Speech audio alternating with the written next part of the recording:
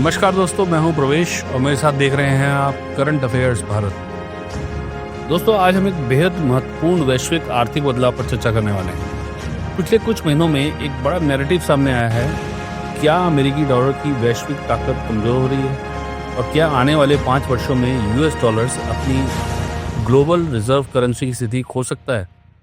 सबसे पहले बात करते हैं उस बयान की जिसने पूरी दुनिया का ध्यान खींचा है।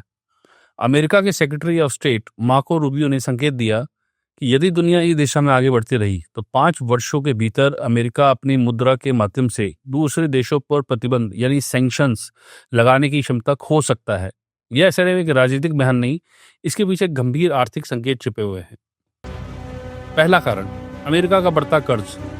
आज अमेरिका का कुल फेडरल कर्ज 38 ट्रिलियन डॉलर से भी अधिक हो चुका है। डेब्ट टू जीडीपी रेशियो लगभग 124% के आसपास है, यानी देश की कुल अर्थव्यवस्था से भी ज्यादा कर्ज। आईएमएफ का मानना है आने वाले वर्षों में यह अनुपात 140% तक जा सकता है। क्यों बढ़ रहा है ये कर्ज? सोशल सिक्योरिटी और मेडिकेयर जैसी एंटाइटलमेंट स्पेंडिंग, भारी डिफेंस एक्सपेंडिचर, पुराने कर्ज पर बढ़ता ब्याज, राजनीतिक सहमति की कमी, यह संकेत देता है कि अमेरिका का वित्तीय संतुलन लंबे समय तक चुनौती में रह सकता है। दूसरा कारण, डॉलर का ओवरयूज इन सैंक्शंस। दशकों से अमेरिका ने डॉलर की ताकत का इस्तेमाल जियोपॉलिटिकल टूल की तरह किया है। रूस, ईरान, उत्तर कोरिया, इन देशों पर सैंक्शन लगाए गए, लेकिन अब एनालिस्ट कह रहे हैं कि सैंक्शंस का ओवरयूज हुआ है।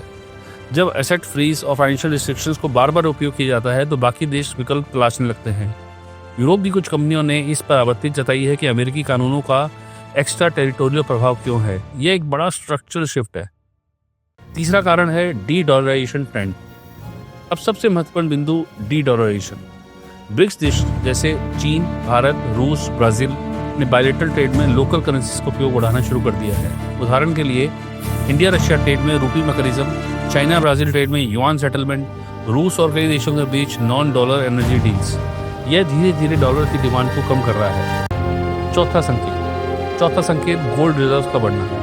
वर्ल्ड गोल्ड काउंसिल और आईएमएफ के डेटा के अनुसार कई देशों के सेंट्रल बैंक तेजी से सोना खरीद रहे हैं। गोल्ड रिजर्व ने कुछ मामलों में यूएस ट्रेजरी होल्डिंग को पार कर लिया है।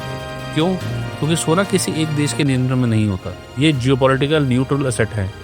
जब अनिश्चितता बढ़ती है तो देश सुरक्षित विकल्प चुनते हैं। लेकिन क्या डॉलर तुरंत खत्म हो जाएगा? नहीं।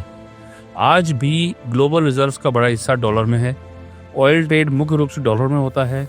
स्विफ्ट ट्रांजैक्शंस में डॉलर डोमिनेंट है, लेकिन ट्रेंड बदल रहा है। ये एक सडन कोलैप्स नहीं बल्कि ग्रेजुअल शिफ्ट हो सकता है। इम्प्लीकेशंस क्या है इसके? अमेरिका की सैंक्शंस पावर कमजोर हो सकती है। मल्टीपोलर करेंसी वर्ल्ड उभर सकता है जहां डॉलर, यूरो, युआन, गोल्ड सभी महत्वपूर्ण हो। ग्लोबल फाइनेंशियल सिस्टम में फ्रेगमेंटेशन बढ़ सकती है। इमर्जिंग इकोनॉमिक्स को अधिक स्वतंत्रता मिल सकती है। तो इन सब का निचोड़ या निष्कर्ष क्या निकलेगा? हम एक ऐसे दौर में हैं जहां आर्थिक शक्ति का केंद्र बदल रहा है। डॉलर की डोमिनेंस तुरंत समाप्त नहीं होगी, लेकिन चुनौती पहले से अधिक गंभीर है। आने वाले 5-10 वर्ष वैश्विक वित्तीय व्यवस्था के लिए निर्णायक होंगे। आप क्या सोचते हैं? क्या ये डॉलर के युग का अंत है या सिर्फ एक अस्थायी उतार चढ़ाव? मिलते हैं आपसे नेक्स्ट वीडियो में। तब तक के लिए जय हिंद।